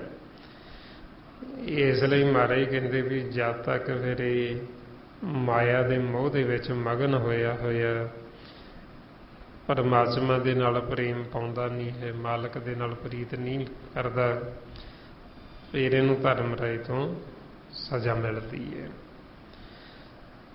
ਅੱਗੇ ਮਹਾਰਾਜ ਫਰਮਾਉਂਦੇ, ਪ੍ਰਭ ਕਿਰਪਾ ਤੇ ਬੰਧਨ ਟੂਟੇ, ਗੁਰ ਪ੍ਰਸਾਦ ਨਾਨਕ ਹੋਂ ਛੂਟੇ। ਸੱਚੇ ਪਾਤਸ਼ਾਹ ਸਮਝਾਉਂਦੇ ਵੀ ਮਾਲਕ ਦੀ ਕਿਰਪਾ ਦੁਆਰਾ ਫਿਰ ਸਤਿਗੁਰੂ ਜਦੋਂ ਕਿਰਪਾ ਕਰਦੇ, ਸਾਡੇ ਬੰਧਨ ਟੁੱਟਦੇ ਮਾਇਆ ਦੀ। ਹੁਣ ਬੰਧਨ ਕੀ ਨੇ? ਸੰਸਾਰ ਦੇ ਵਿੱਚ ਵਿਚਾਰ ਸਾਡੇ ਬੰਧਨ ਨੇ, ਫੁਰਨੇ ਨੇ ਜਿਹੜੇ। ਇਹ ਪਰਿਵਾਰ, ਕੁਟੁੰਬ, ਸੰਸਾਰ, ਇਹ ਸਭ ਸਾਡੇ ਮਨ ਦੇ ਬੰਧਨ ਬਣ ਜਾਂਦੇ। ਕਿਹੜੇ ਕਿਹੜੇ ਬੰਧਨ ਬਣ ਗਏ? ਮਹਾਰਾਜ ਕਹਿੰਦੇ ਬੰਧਨ ਮਾਤ ਪਿਤਾ ਸੁਤ ਬਣਿਤ, ਬੰਧਨ ਕਰਮ ਧਰਮ ਹੋਂ ਕਰਤ। ਮਾਤਾ ਪਿਤਾ, ਭੈਣ ਭਰਾ, ਬੱਚੇ ਧੀਆਂ ਪੁੱਤਰ, ਪਰਿਵਾਰ, ਇਹ ਸਭ ਸਾਡੇ ਮਨ ਦੇ ਬੰਧਨ ਬਣ ਗਏ। ਹੁਣ ਬੰਧਨਾਂ ਦੇ ਵਿੱਚ ਬੱਝਿਆ ਹੋਇਆ ਜੀਵ ਇਹ ਕਰਮ ਕਰੀ ਜਾਂਦਾ ਦਿਨ ਰਾਤ। ਤੇ ਮਹਾਰਾਜ ਸੱਚੇ ਪਾਤਸ਼ਾਹ ਕਹਿੰਦੇ ਵੀ ਇਹ ਸਾਡੇ ਵਿਚਾਰ ਸੀ ਜਿਹੜੇ ਫੁਰਨੇ, ਇਹ ਸਾਡੇ ਮਨ ਦੇ ਬੰਧਨ ਬਣ ਗਏ। ਹੁਣ ਇਹਨਾਂ ਬੰਧਨਾਂ ਦੇ ਵਿੱਚ ਬੱਝੇ ਹੋਈ ਅਸੀਂ ਵਾਰ-ਵਾਰ ਜੂਨਾਂ ਦੇ ਵਿੱਚ, ਬੰਧਨ ਵੱਧਦਾ ਆਵੇ ਜਾਏ, ਬੰਧਨਾਂ 'ਚ ਬੱਝਿਆ ਹੋਇਆ ਆਉਂਦਾ ਜਾਂਦਾ। ਹੁਣ ਜੇ ਅਸੀਂ ਇਹਨਾਂ ਬੰਧਨਾਂ ਤੋਂ ਆਜ਼ਾਦ ਨਹੀਂ ਹੋਵਾਂਗੇ, ਇਹਨਾਂ ਬੰਧਨਾਂ ਨੂੰ ਨਹੀਂ ਕੱਟਾਂਗੇ, ਤੇ ਅਸੀਂ ਫਿਰ ਵਾਪਸ ਜੂਨਾਂ 'ਚ ਆ ਜਾਵਾਂਗੇ। ਹੁਣ ਜਿਨ੍ਹਾਂ ਨੂੰ ਅਸੀਂ ਕਹਿੰਦੇ ਹਾਂ ਵੀ ਸਾਡੇ ਨੇ, ਜਿਨ੍ਹਾਂ ਦੀ ਖਾਤਰ ਅਸੀਂ ਦਿਨ ਰਾਤ ਕਰਮ ਕਰਦੇ ਹਾਂ, ਦਿਨ ਰਾਤ ਅਸੀਂ ਜਿਨ੍ਹਾਂ ਬਾਰੇ ਸੋਚਦੇ ਹਾਂ, ਜੇ ਹੁਣ ਅਸੀਂ ਸਤਸੰਗਤ ਨਹੀਂ ਕਰਦੇ, ਗੁਰੂ ਦੀ ਮੱਤ ਨਹੀਂ ਲਈ, ਇਹਦੇ ਬੰਧਨ ਹੀ ਸਾਡੇ ਸਾਨੂੰ ਫਿਰ ਵਾਪਸ ਮੋੜ ਲਿਆਉਂਦੇ। ਇਹ ਸਾਡੇ ਸੰਗੀ ਸਾਥੀ ਹੀ ਅਗਿਆਨਤਾ ਦੇ ਵਿੱਚ ਇਹ ਸਾਨੂੰ ਵਾਪਸ ਫਿਰ ਜੂਨਾਂ 'ਚ ਪਾ ਦਿੰਦੇ ਨੇ। ਜਿਵੇਂ ਹੁਣ ਆਪਾਂ ਨੂੰ ਫਿਰ ਸਮਝਾਇਆ ਗੁਰਬਾਣੀ ਗੁਰੂ ਵਿੱਚ ਉਦਾਹਰਨਾਂ ਦੇ ਦੇ ਕੇ ਸਤਿਗੁਰਾਂ ਨੇ ਬਈ ਸਾਡਾ ਜਿਹੜਾ ਖੇਲ ਹੈ ਅੰਤ ਕਾਲ ਤੱਕ ਚੱਲਦਾ। ਅੰਤ ਕਾਲ ਵੀ ਜਦੋਂ ਸਾਡਾ ਸਵਾਸਾਂ ਦਾ ਧਨ ਖਤਮ ਹੁੰਦਾ, ਆਖਰੀ ਸਵਾਸ ਤੇ ਸਾਡਾ ਫੈਸਲਾ ਹੁੰਦਾ, ਧਿਆਨ ਦੁਆਰਾ ਕਾਇਆ ਪਲਟਦੀ। ਹੁਣ ਇੱਕ ਜੀਵ ਦਿਨ ਰਾਤ ਇਕੱਠਾ ਕਰਨ ਲੱਗਿਆ ਹੋਇਆ, ਧਨ ਦੌਲਤ ਮਾਇਆ ਇਕੱਠੀ ਕਰਨ ਲੱਗਿਆ ਬਈ ਮੈਂ ਵੱਧ ਤੋਂ ਵੱਧ ਇਕੱਠੀ ਕਰ ਲਾਂ। ਹੁਣ ਜਦੋਂ ਅੰਤ ਸਮਾਂ ਆਉਂਦਾ ਤੇ ਇਹ ਨਹੀਂ ਪਤਾ ਵੀ ਅੰਤ ਸਮੇਂ ਕਿੱਦਾਂ ਦੀ ਹਾਲਤ ਹੋਣੀ, ਸਰੀਰ ਨੂੰ ਕੋਈ ਰੋਗ ਲੱਗ ਜਾਣਾ ਜਾਂ ਕੀ ਹੋਣਾ ਹੈ। ਹੁਣ ਉਹ ਜੀਵ ਪਿਆ ਹੈ ਤੇ ਜਿਹੜਾ ਪਰਿਵਾਰ ਦੇ ਜੀਵ ਹੁਣ ਉਹਦੇ ਕੋਲ ਬੈਠੇ, ਉਧਰੋਂ ਤਾਂ ਉਹਦੇ ਸਵਾਸ ਆਖਰੀ ਗਿਣਤੀ ਦੀ ਰਹਿ ਗਈ, ਉਧਰੋਂ ਅੰਤ ਸਮਾਂ ਆਇਆ ਤੇ ਉਧਰੋਂ ਕੋਲ ਬੈਠੇ ਗੱਲਾਂ ਕਰਦੇ, ਕਿਉਂਕਿ ਸਾਰੀ ਉਮਰ ਤਾਂ ਧਨ ਇਕੱਠਾ ਕਰਦਾ ਰਿਹਾ। ਉਹਨੂੰ ਪੁੱਛੀ ਜਾਂਦੇ ਵੀ ਹੋਰ ਜੇ ਕਿਸੇ ਤੋਂ ਲੈਣੇ ਨੇ ਉਹ ਵੀ ਦੱਸ ਦੇ, ਕਿਸੇ ਨੂੰ ਦਿੱਤੇ ਨੇ, ਕਿਸੇ ਨੂੰ ਵਿਆਜੂ ਦਿੱਤੇ ਨੇ ਜਾਂ ਕਿਸੇ ਪਾਸੇ ਰੱਖੇ ਹੋਏ ਨੇ, ਦੱਸ ਦੇ ਫਟਾਫਟ। ਹੁਣ ਉਹਦੀ ਸੋਚ ਇਹੀਓ ਚੱਲ ਰਹੀ, ਉਹਨੂੰ ਜਦੋਂ ਪੁੱਛਦੇ ਤੇ ਉਹ ਸੋਚਣ ਲੱਗ ਜਾਂਦਾ ਵੀ ਮੈਂ ਕਿਸੇ ਤੋਂ ਲੈਣੇ ਤਾਂ ਨਹੀਂ, ਕਿਸੇ ਨੂੰ ਦਿੱਤੇ ਹੁਣ ਯਾਦ ਕਰਨ ਲੱਗ ਗਈ। ਤੇ ਉਧਰੋਂ ਸਮਾਂ ਖਤਮ ਹੋ ਗਿਆ, ਸਵਾਸ ਤੇ ਧਿਆਨ ਸੀ ਜਿਹੜਾ ਉਹਦਾ ਕਿੱਥੇ ਚਲਿਆ ਗਿਆ, ਮਾਇਆ ਦੇ ਵਿੱਚ। ਤੇ ਉਹਨੂੰ ਅਗਲੀ ਫਿਰ ਜੂਨ ਕਿਹੜੀ ਮਿਲੇਗੀ? ਸੱਪ ਦੀ। ਸਿੱਧਾ ਹੀ ਉਹਨੂੰ ਸੱਪ ਦੀ ਜੂਨ 'ਚ ਪੈ ਜਾਂਦਾ। ਪਵਾਇਆ ਕਿਹਨੇ? ਜਿਹੜੇ ਬੰਧਨਾਂ 'ਚ ਵੱਜੇ ਹੋਏ ਸੀ, ਪਰਿਵਾਰ ਨਹੀਂ, ਅਗਿਆਨਤਾ ਦੇ ਵਿੱਚ। ਮਹਾਰਾਜ ਕਹਿੰਦੇ ਅੰਤ ਕਾਲ ਜੇ ਲక్ష్ਮੀ ਸਿਮਰੇ ਐਸੀ ਚਿੰਤਾ ਮੇਂ ਜੇ ਮਰੇ ਸਰਬ ਜੂਨ ਵਲ ਵਲ ਉਤਰੇ। ਲక్ష్ਮੀ ਕਹਿੰਦੇ ਮਾਇਆ ਨੂੰ ਵੀ ਜਿਹੜਾ ਅੰਤ ਸਮੇਂ ਜੀਵ ਇਹ ਲక్ష్ਮੀ ਨੂੰ ਸਿਮਰਦਾ ਹੁਣ ਜਿਹਨੇ ਸਾਰੀ ਉਮਰ ਇਹੋ ਪਿੱਛੇ ਭੱਜਦਾ ਫਿਰਦਾ ਰਿਹਾ ਤੇ ਉਹਨੂੰ ਹੀ ਸਿਮਰੇਗਾ ਤੇ ਉਹਨੂੰ ਸਿੱਧਾ ਹੀ ਮਾਨਸ ਤੋਂ ਸੱਪ ਦੀ ਜੂਨ ਮਿਲ ਜਾਂਦੀ। ਤੇ ਜੇ ਉਹਦਾ ਧਿਆਨ ਘਰ 'ਚ ਰਹਿ ਗਿਆ, ਘਰ ਨੂੰ ਮੰਦਰ ਕਹਿੰਦੇ, ਜਿਵੇਂ ਸਰੀਰ ਇਹਨੂੰ ਵੀ ਘਰ ਰੱਖਿਆ, ਇਹਨੂੰ ਵੀ ਮੰਦਰ ਰੱਖਿਆ, ਤੇ ਅਗਲੀ ਜੂਨ ਪ੍ਰੇਤ ਦੀ ਮਿਲ ਜਾਣੀ। ਅੰਤ ਕਾਲ ਜੇ ਮੰਦਰ ਸਿਮਰੇ ਐਸੀ ਚਿੰਤਾ ਮੇਂ ਜੇ ਮਰੇ ਪ੍ਰੇਤ ਜੂਨ ਵਲ ਵਲ ਉਤਰੇ। ਜੇ ਧਿਆਨ ਬੱਚਿਆਂ 'ਚ ਚਲਿਆ ਗਿਆ, ਮੇਰੇ ਬੱਚੇ ਬੰਧਨਾਂ 'ਚ ਵੱਜਿਆ ਹੋਇਆ, ਮੈਂ ਇਹਨਾਂ ਨੂੰ ਬੜਾ ਪ੍ਰੇਮ ਕਰਦਾ, ਇਹਨਾਂ ਤੋਂ ਬਿਨਾਂ ਮੈਂ ਰਹਿ ਨਹੀਂ ਸਕਦਾ, ਤੇ ਅਗਲੀ ਜੂਨ ਹੈ ਜਿਹੜੀ ਉਹ ਸੂਰ ਦੀ ਮਿਲ ਜਾਣੀ, ਉਹਦੇ ਬੱਚੇ ਜ਼ਿਆਦਾ ਪਿਆਰ ਕਰੀ ਜਾਂ ਬੱਚਿਆਂ ਨਾਲ। ਮਹਾਰਾਜ ਕਹਿੰਦੇ ਅੰਤ ਕਾਲ ਜੇ ਲੜਕੇ ਸਿਮਰੇ ਐਸੀ ਚਿੰਤਾ ਮੇਂ ਜੇ ਮਰੇ ਸ਼ੁਕਰ ਜੂਨ ਵਲ ਵਲ ਉਤਰੇ। ਵਾਰ-ਵਾਰ ਉਹਨੂੰ ਸੂਰ ਦੀ ਜੂਨ 'ਚ ਆਉਣਾ ਪੈਂਦਾ। ਹੁਣ ਜੇ ਜੀਵ ਪਰਮਾਤਮਾ ਨੂੰ ਸਿਮਰੇ, ਨਿਰੰਕਾਰ ਨੂੰ ਸਿਮਰੀ, ਤੇ ਉਹ ਜੀਵ ਫਿਰ ਮੁਕਤ ਹੋ ਜਾਂਦਾ। ਮਹਾਰਾਜ ਕਹਿੰਦੇ ਅੰਤ ਕਾਲ ਜੇ ਨਾਰਾਇਣ ਸਿਮਰੇ ਐਸੀ ਚਿੰਤਾ ਮੇਂ ਜੇ ਮਰੇ ਬਾਦਤ ਲੋਚਨ ਤੇ ਨਰ ਮੁਕਤ ਪਿਤੰਬਰ ਵਾਕੇ ਰਿੱਧੇ ਵਸੇ। ਕਿ ਜਿਹੜਾ ਅੰਤ ਸਮੇਂ ਮਾਲਕ ਨੂੰ ਸਿਮਰਦਾ ਉਹ ਜੀਵਨ ਮੁਕਤ ਹੋ ਜਾਂਦਾ। ਹੁਣ ਸਿਮਰੇਗਾ ਕੌਣ? ਮਾਲਕ ਨੂੰ, ਜਿਹੜਾ ਪਹਿਲਾਂ ਸਿਮਰਨ ਕਰ ਰਿਹਾ। ਹੁਣ ਇਹ ਥੋੜ੍ਹੀ ਹੈ ਵੀ ਅੰਤ ਕਾਲ ਵੀ ਸਾਰੀ ਉਮਰ ਦਾ ਜੀਵ ਬੰਧਨਾਂ 'ਚ ਪਿਆ ਰਿਹਾ, ਨਾ ਉਹਨੇ ਸਤਸੰਗਤ ਕੀਤੀ, ਨਾ ਉਹਨੇ ਸਿਮਰਨ ਕੀਤਾ, ਸਾਰੀ ਉਮਰ ਬੰਧਨਾਂ 'ਚ ਵੱਜਿਆ ਹੋਇਆ। ਤੇ ਜਦੋਂ ਅੰਤ ਸਮਾਂ ਆਉਂਦਾ ਉਦੋਂ ਕਹਿੰਦੇ ਵੀ ਇਹਨੂੰ ਹਰੀ ਸਿਮਰਨ ਚੇਤੇ ਕਰਾਓ, ਇਹਨੂੰ ਸਿਮਰਨ ਕਰਾ ਦਿਓ। ਤੇ ਉਹ ਕੋਈ ਇਹ ਥੋੜ੍ਹੀ ਹੈ ਵੀ ਉਹਨੂੰ ਇੱਕਦਮ ਹੀ ਉਹਨੂੰ ਫਲ ਪ੍ਰਾਪਤ ਹੋ ਜਾਏਗਾ, ਉਹਦਾ ਮਨ ਹੀ ਨਹੀਂ ਟਿਕਣਾ ਹੈ ਉਦੋਂ ਤੋਂ। ਸੋ ਉਹਦੇ ਵਾਸਤੇ ਸਾਨੂੰ ਫਿਰ ਤਿਆਰੀ ਕਰਨੀ ਪੈਂਦੀ। ਇਹ ਨਹੀਂ ਹੈ ਵੀ ਇੱਕਦਮ ਹੀ ਭਈ ਜਿਵੇਂ ਸੰਸਾਰ 'ਚ ਤਾਂ ਹੀ ਹੁੰਦਾ ਨਾ ਵੀ ਜਦੋਂ ਜੀਵ ਕੋਈ ਮਰਨ ਕਿਨਾਰੇ ਪਿਆ ਉਦੋਂ ਕਹਿਣਗੇ ਇਹਨੂੰ ਗੀਤਾ ਸੁਣਾ ਦਿਓ ਜਾਂ ਇਹਦੇ ਕੋਲ ਪਾਠ ਸੁਣਾ ਦਿਓ। ਉਹਦੇ ਕੰਨਾਂ ਤੱਕ ਵੀ ਨਹੀਂ ਪਹੁੰਚਣਾ ਉੱਥੇ, ਉਹਨੂੰ ਸੁਣਨਾ ਹੀ ਕੁਛ ਨਹੀਂ ਹੈ। ਜਿਹਨੇ ਪਹਿਲਾਂ ਨਹੀਂ ਸਿਮਰਨ ਕੀਤਾ, ਜਿਹਨੇ ਪਹਿਲਾਂ ਸਤ ਸੰਗਤ ਨਹੀਂ ਕੀਤੀ, ਤੇ ਉਹਨੂੰ ਆਖੀਏ ਵੀ ਅੰਤ ਸਮੇਂ ਉਹ ਮੁਕਤ ਹੋ ਜੂ, ਤੇ ਇੱਦਾਂ ਥੋੜ੍ਹੀ ਮੁਕਤ ਹੁੰਦਾ ਹੈ। ਇਸ ਲਈ ਮਹਾਰਾਜ ਕਹਿੰਦੇ ਆਵ ਨਾ ਭਜਸ ਤਾ ਭਜਸ ਕਬ ਭਾਈ, ਆਵੇ ਅੰਤ ਨਾ ਭਜਿਆ ਜਾਈ। ਗੁਰੂ ਸਾਹਿਬ ਕਹਿੰਦੇ ਜੇ ਹੁਣ ਨਹੀਂ ਕਰੋਗੇ, ਜਦੋਂ ਅੰਤ ਸਮਾਂ ਆਇਆ ਫੇਰ ਨਹੀਂ ਹੋਣਾ। ਹੁਣ ਤੁਹਾਡੇ ਕੋਲ ਮੌਕਾ, ਹੁਣ ਤੁਹਾਡੇ ਕੋਲ ਸਮਾਂ ਹੈ। ਜੇ ਤੁਸੀਂ ਹੁਣ ਨਹੀਂ ਕਰਦੇ ਤੇ ਫੇਰ ਆਖੋ ਵੀ ਅੰਤ ਸਮੇਂ ਸਾਨੂੰ ਸਿਮਰਨ ਆਏਗਾ, ਚਿੱਤੀ ਮਾਲਕ ਚਿੱਤੀ ਆਏਗਾ, ਫੇਰ ਨਹੀਂ ਆਉਣਾ। ਸੋ ਇਸ ਵਾਸਤੇ ਫਿਰ ਆਪਾਂ ਨੂੰ ਕਹਿੰਦੇ ਵੀ ਜਦੋਂ ਹੁਣ ਆਪਾਂ ਸਤ ਸੰਗਤ ਕਰਦੇ ਹਾਂ, ਸਿਮਰਨ ਕਰਦੇ ਹਾਂ, ਫਿਰ ਮਾਲਕ ਦੀ ਕਿਰਪਾ ਦੁਆਰਾ ਸਾਡੇ ਬੰਧਨ ਕੱਟੇ ਜਾਂਦੇ। ਸਤਿਗੁਰੂ ਇਹ ਬੰਧਨ ਕੱਟ ਦਿੰਦੇ। ਜਿਉਂਦੇ ਜੀ ਅਸੀਂ ਇਹਨਾਂ ਬੰਧਨਾਂ ਤੋਂ ਆਜ਼ਾਦ ਹੋ ਜਾਂਦੇ। ਤੇ ਇਸ ਲਈ ਕਹਿੰਦੇ ਪ੍ਰਭ ਕਿਰਪਾ ਤੇ ਬੰਧਨ ਟੁੱਟੇ, ਗੁਰ ਪ੍ਰਸਾਦ ਨਾਨਕ ਹੋ ਛੂਟੇ। ਵੀ ਗੁਰੂ ਦੀ ਕਿਰਪਾ ਦੁਆਰਾ ਫਿਰ ਅਸੀਂ ਇਹਨਾਂ ਬੰਧਨਾਂ ਤੋਂ ਛੁੱਟ ਜਾਂਦੇ। ਸਾਡਾ ਮਨ ਫਿਰ ਇਹਨਾਂ ਬੰਧਨਾਂ ਤੋਂ ਆਜ਼ਾਦ ਹੋ ਜਾਂਦਾ ਤੇ ਅਸੀਂ ਜੀਵਨ ਮੁਕਤ ਹੋ ਜਾਂਦੇ। ਉਹ ਇਸ ਵਾਸਤੇ ਆਪਾਂ ਹੁਣ ਜਿਉਂਦੇ ਜੀ ਮੁਕਤ ਹੋਣਾ। ਜੇ ਅਸੀਂ ਆਖੀਏ ਵੀ ਅਸੀਂ ਮਰਨ ਤੋਂ ਬਾਅਦ ਮੁਕਤ ਹੋ ਜਾਵਾਂਗੇ, ਮਰਨ ਤੋਂ ਬਾਅਦ ਕੋਈ ਮੁਕਤ ਨਹੀਂ ਹੁੰਦਾ। ਮੁਕਤ ਸਾਨੂੰ ਜਿਉਂਦੇ ਜੀ ਹੋਣਾ ਪੈਂਦਾ ਹੈ। ਫਿਰ ਮਹਾਰਾਜ ਸੱਚੇ ਪਾਤਸ਼ਾਹ ਅੱਗੇ ਸਮਝਾਉਂਦੇ, ਸਹਿ ਸਖਟੇ ਲੱਖ ਕੋਟ ਧਾਵੇ, ਤ੍ਰਿਪਤ ਨਾ ਆਵੇ ਮਾਇਆ ਪਾਛੇ ਪਾਵੇ।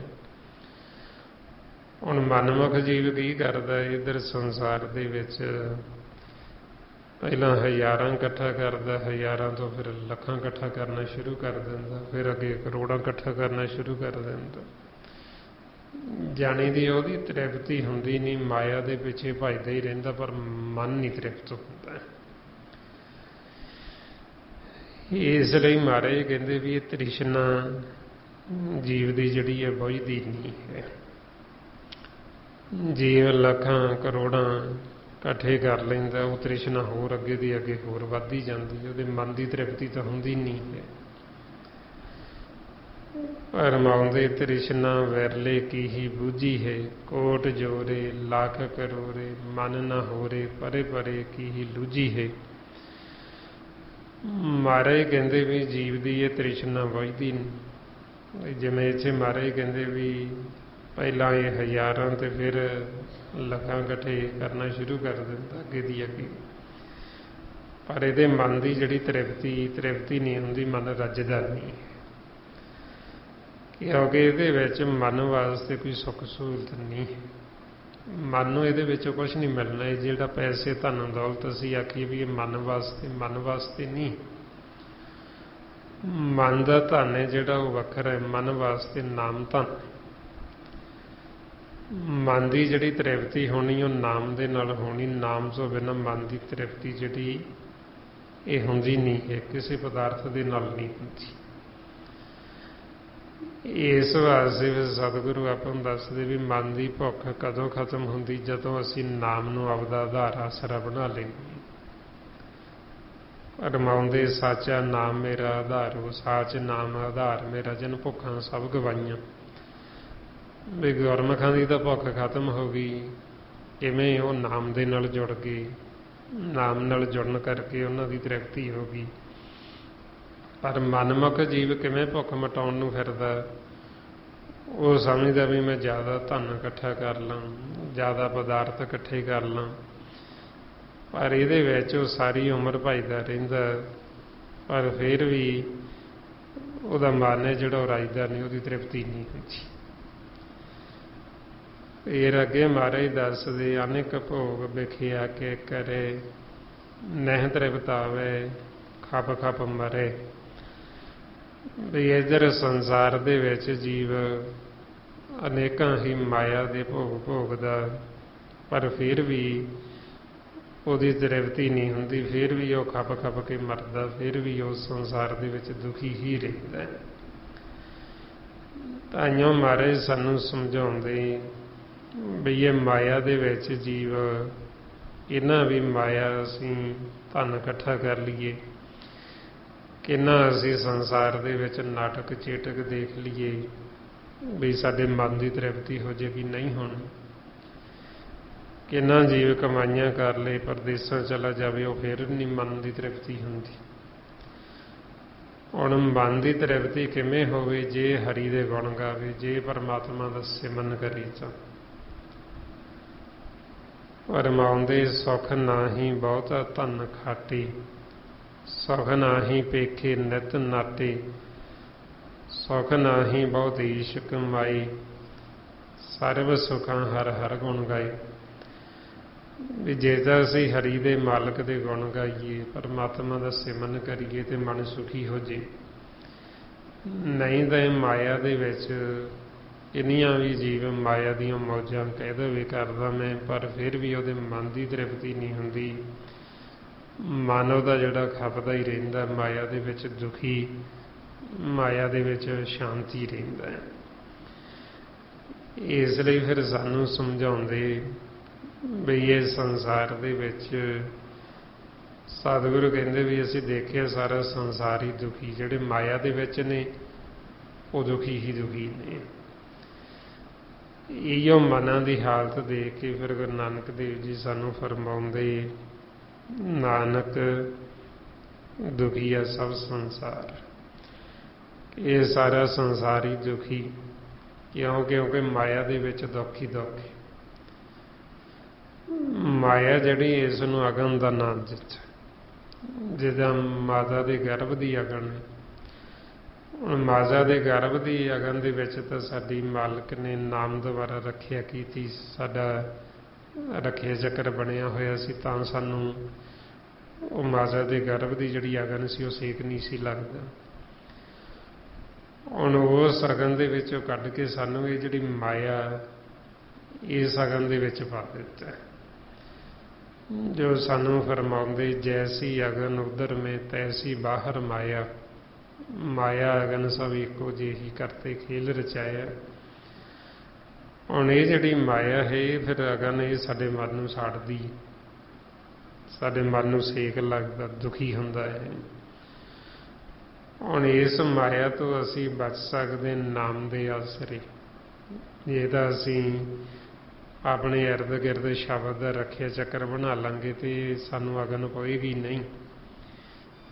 ਜੇ ਅਸੀਂ ਨਹੀਂ ਬਣਾਉਂਦੇ ਤੇ ਫਿਰ ਇਹ ਅਗਨ ਸਾਨੂੰ ਸਾੜਦੀ। ਇਸ ਲਈ ਫਿਰ ਸਾਨੂੰ ਸਮਝਾਉਂਦੇ, ਕਹਿੰਦੇ ਗੁਰ ਕਾ ਸ਼ਬਦ ਰਖਵਾਰੇ ਚੌਕੀ ਚਗਿਰਦ ਹਮਾਰੀ। ਬਈ ਗੁਰੂ ਦੇ ਸ਼ਬਦ ਦਾ ਰੱਖਿਆ ਚੱਕਰ ਬਣਾ ਕੇ ਰੱਖੋ, ਤਾਂ ਕਿ ਸਾਨੂੰ ਇਹ ਜਿਹੜੀ ਅਗਨ ਹੈ, ਇਹ ਸੇਕ ਹੈ ਜਿਹੜਾ, ਇਹ ਸੇਕ ਲੱਗੇ ਨਾ ਸਾਡੇ ਮਨ ਨੂੰ। ਫਿਰ ਮਹਾਰਾਜ ਅੱਗੇ ਦੱਸਦੇ, ਬਿਨਾ ਸੰਤੋਖ ਨਹੀਂ ਕੋ ਰਾਜੀ, ਸੁਪਨ ਮਨੋਰਥ ਵਿਅਰਥੇ ਸਭ ਕਾਜੀ। ਹੁਣ ਬਿਨਾ ਸੰਤੋਖ ਤੋਂ ਮਨ ਨੂੰ ਰੱਜ ਨਹੀਂ ਆਉਂਦਾ, ਬਿਨਾਂ ਨਾਮ ਤੋਂ ਸਾਡੇ ਮਨ ਦੇ ਵਿੱਚ ਸੰਤੋਖ ਆਉਂਦਾ ਨਹੀਂ, ਸਬਰ ਆਉਂਦਾ ਨਹੀਂ ਹੈ, ਮਨ ਰੁਕਦਾ ਨਹੀਂ ਹੈ। ਇਸ ਲਈ ਫਿਰ ਨਾਮ ਤੋਂ ਬਿਨਾਂ, ਸੱਚ ਤੋਂ ਬਿਨਾਂ ਇਧਰ ਸਾਡੇ ਮਨ ਦੇ ਕੀਤੇ ਹੋਏ ਕਾਰਜ ਸਭ ਵਿਅਰਥ ਨੇ।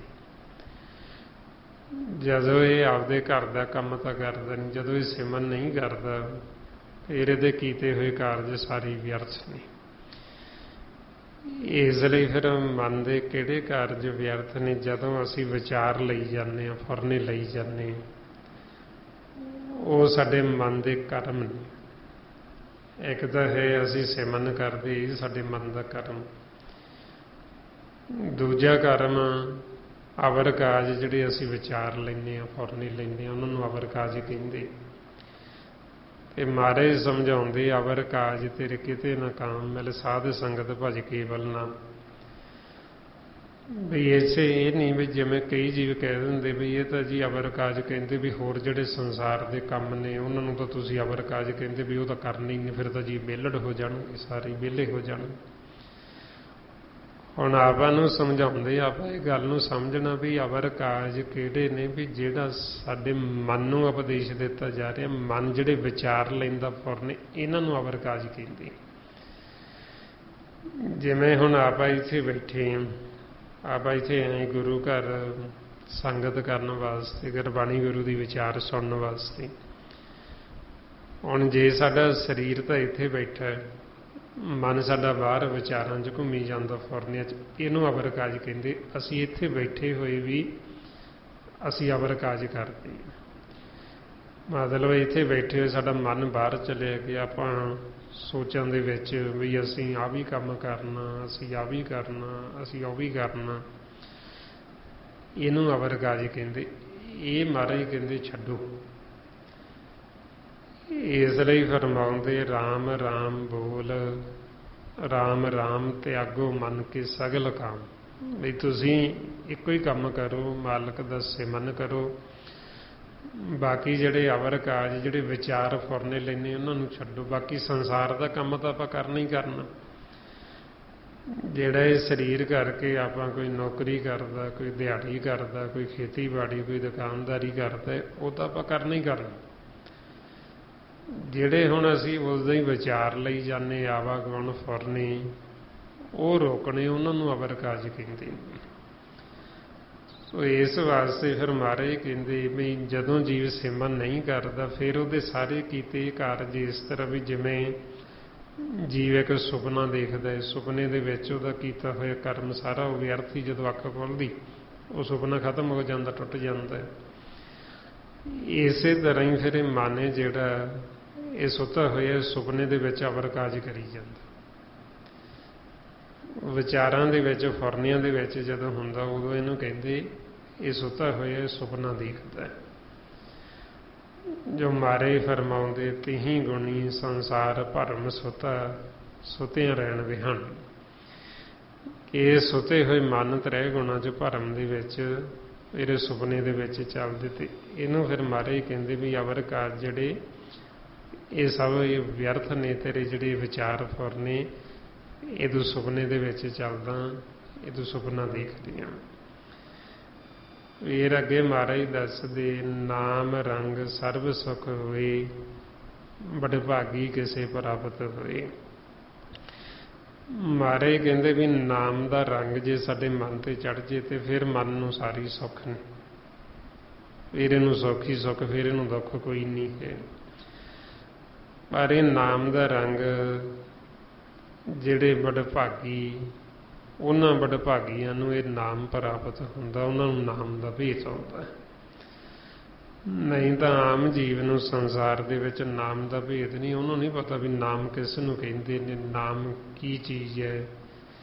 ਨਾਮ ਦੀ ਜੋ ਗੁਰਬਾਣੀ ਗੁਰੂ ਮਹਿਮਾ ਵਡਿਆਈ ਕਰਦੇ, ਉਹਨੂੰ ਉਹ ਨਾਮ ਦਾ ਹੀ ਨਹੀਂ ਪਤਾ, ਨਾਮ ਤੋਂ ਹੀ ਉਹ ਬੇਖਬਰ ਹੈ।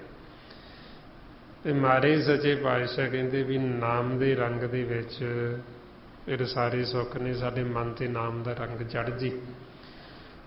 ਹੁਣ ਇਹ ਨਾਮ ਦਾ ਰੰਗ ਚੜ੍ਹਦਾ ਸਾਡੇ ਮਨ ਤੇ ਸੁਣ ਸੁਣ ਕੇ। ਜਿਉਂ-ਜਿਉਂ ਅਸੀਂ ਨਾਮ ਨੂੰ ਸੁਣਾਂਗੇ, ਸੁਣ ਸੁਣ ਕੇ ਸਾਡੇ ਮਨ ਦੇ ਉੱਤੇ ਫਿਰ ਰੰਗ ਚੜ੍ਹਦਾ ਜਾਂਦਾ। ਜਿਵੇਂ ਸੰਸਾਰ ਦੀਆਂ ਆਵਾਜ਼ਾਂ, ਸੰਸਾਰ ਦੀਆਂ ਆਪਾਂ ਗੱਲਾਂ ਸੁਣਦੇ ਹਾਂ, ਉਹਨਾਂ ਦਾ ਵੀ ਸਾਡੇ ਮਨ ਤੇ ਰੰਗ ਚੜ੍ਹਦਾ ਹੈ। ਜਿਵੇਂ ਆਪਾਂ ਕਿਸੇ ਨਿੰਦਕ ਜੀਵ ਕੋਲ ਬੈਠੇ ਹਾਂ, ਉਹ ਨਿੰਦਿਆ ਕਰਦਾ, ਤੁਸੀਂ ਉਹਦੀ ਗੱਲ ਸੁਣੀ ਜਾਓ, ਉਹ ਮਨ ਤੇ ਉਹਦਾ ਰੰਗ ਚੜ੍ਹ ਜੇ, ਮਨ ਤੇ ਉਹ ਮੈਲ ਚੜ੍ਹ ਜੇਗੀ ਨਿੰਦਿਆ ਦੀ, ਬੈਰ ਵਿਰੋਧ ਵਾਲੀ, ਈਰਖਾ ਨਫ਼ਰਤ ਦੀ, ਆਪਣੇ ਅੰਦਰ ਵੀ ਉਹੀਓ ਚੱਲਣਾ ਸ਼ੁਰੂ ਹੋ ਜਾਏਗਾ। ਇਸੇ ਤਰ੍ਹਾਂ ਹੀ ਇਹ ਮਾਇਆ ਦੇ ਵੀ ਰੰਗ ਨੇ। ਮਾਇਆ ਦੇ ਰੰਗ ਵੀ ਸੁਣ ਸੁਣ ਕੇ, ਦੇਖ ਦੇਖ ਕੇ ਚੜ੍ਹਦੇ। ਤੇ ਇੱਧਰ ਫਿਰ ਨਾਮ ਦਾ ਰੰਗ ਹੈ ਜਿਹੜਾ, ਉਹ ਵੀ ਜਦੋਂ ਅਸੀਂ ਨਾਮ ਨੂੰ ਸੁਣਦੇ ਹਾਂ, ਫਿਰ ਸੁਣ ਸੁਣ ਕੇ ਨਾਮ ਦਾ ਰੰਗ ਚੜ੍ਹਦਾ। ਉਹ ਨਾਮ ਦਾ ਰੰਗ ਹੈ ਜਿਹੜਾ, ਇਹ ਪੱਕਾ ਰੰਗ ਮਜੀਠ ਦਾ, ਇਹ ਚੜ੍ਹ ਜੇ ਤੇ ਲੈਂਦਾ ਨਹੀਂ। ਜਿਹੜੇ ਮਾਇਆ ਦੇ ਰੰਗ ਇਹ ਕੱਚੇ ਨੇ, ਇਹਨੂੰ ਕੁਸੁੰਭ ਦਾ ਰੰਗ ਕਹਿੰਦੇ। ਇਹ ਥੋੜ੍ਹੇ ਦਿਨਾਂ ਵਾਸਤੇ ਇਹ ਚੜ੍ਹਦਾ ਤੇ ਲੈ ਵੀ ਜਾਂਦਾ। ਕੱਚਾ ਰੰਗ ਕੁਸੁੰਭ ਕਾ ਥੋੜ੍ਹੜੇ ਦਿਨ ਚਾਰ, ਮਾਰੇ ਕਹਿੰਦੇ 4 ਦਿਨ ਦਾ ਹੀ, ਇਹ ਬਹੁਤਾ ਲੰਮਾ ਸਮਾਂ ਨਹੀਂ ਚੜ੍ਹਿਆ ਰਹਿੰਦਾ। ਪਰ ਜਿਹੜਾ ਨਾਮ ਦਾ ਰੰਗ, ਜੇ ਉਹ ਇੱਕ ਵਾਰ ਸਾਡੇ ਮਨ ਤੇ ਚੜ੍ਹ ਗਿਆ, ਫਿਰ ਉਹ ਲਹਿੰਦਾ ਨਹੀਂ ਹੈ। ਇਸ ਲਈ ਫਿਰ ਮਹਾਰਾਜ ਕਹਿੰਦੇ ਇਹ ਮਨ ਸੁੰਦਰ ਆਪਣਾ, ਹਰ ਨਾਮ ਮਜੀਠੇ ਰੰਗ ਰੀ। ਕਿ ਮਨ ਨੂੰ ਸੁੰਦਰ ਬਣਾਓ ਨਾਮ ਦੇ ਰੰਗ ਦੇ ਵਿੱਚ, ਇਸ ਨੂੰ ਰੰਗੋ।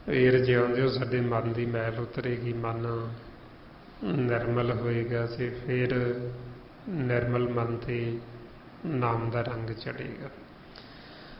ਉਹ ਇਸ ਵਾਸਤੇ ਹੁਣ ਵੱਧ ਤੋਂ ਵੱਧ ਆਪਾਂ ਸਿਮਰਨ ਅਭਿਆਸ ਕਰਨਾ। ਗੁਰਬਾਣੀ ਗੁਰੂ ਨੂੰ ਜਦੋਂ ਆਪਾਂ ਪੜ੍ਹਦੇ ਹਾਂ ਨਾਲ ਵਿਚਾਰਨਾ, ਤਾਂ ਕਿ ਸਾਡਾ ਮਨ ਪਾਸੇ ਨਾ ਜਾਵੇ, ਆਪਾਂ ਨੂੰ ਗੁਰਬਾਣੀ ਗੁਰੂ ਦੀ ਸਮਝ ਆਵੇ ਅਤੇ ਵੱਧ ਤੋਂ ਵੱਧ ਆਪਾਂ ਸਤਸੰਗਤ ਕਰਨੀ।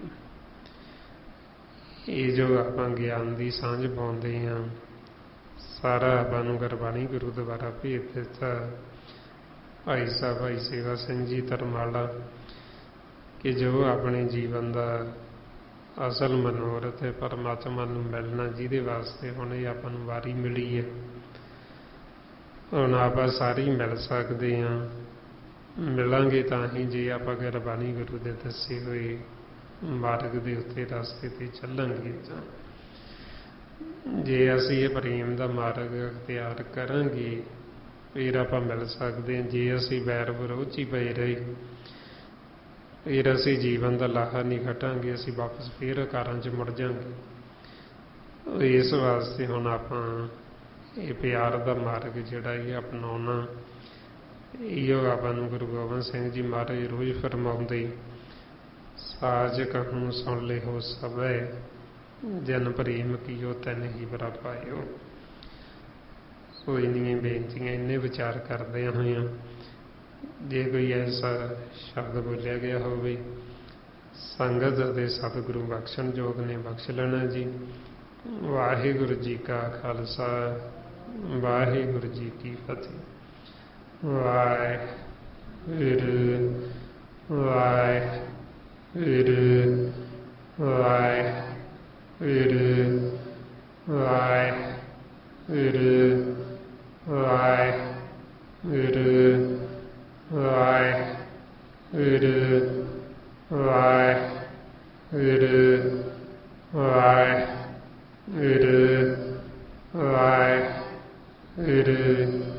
ਵਾਹਿਗੁਰੂ ਵਾਹਿਗੁਰੂ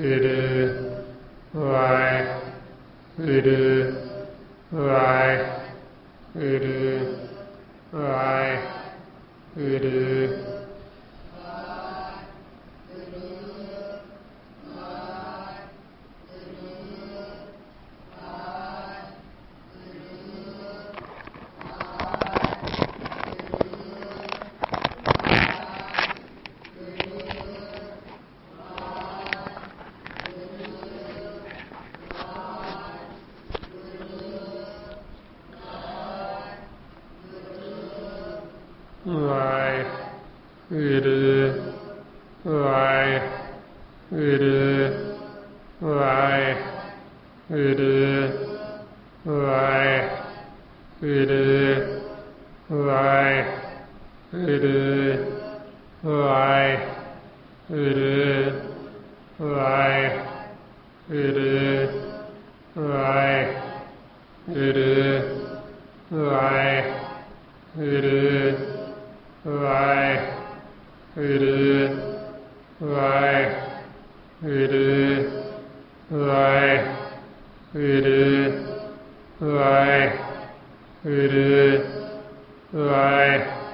ਵਾਹਿਗੁਰੂ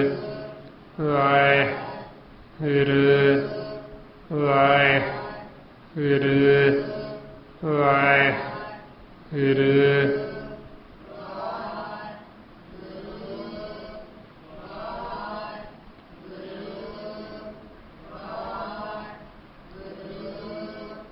ਵਾਹਿਗੁਰੂ ਜੀ ਕਾ ਖਾਲਸਾ, ਵਾਹਿਗੁਰੂ ਜੀ ਕੀ ਫਤਿਹ।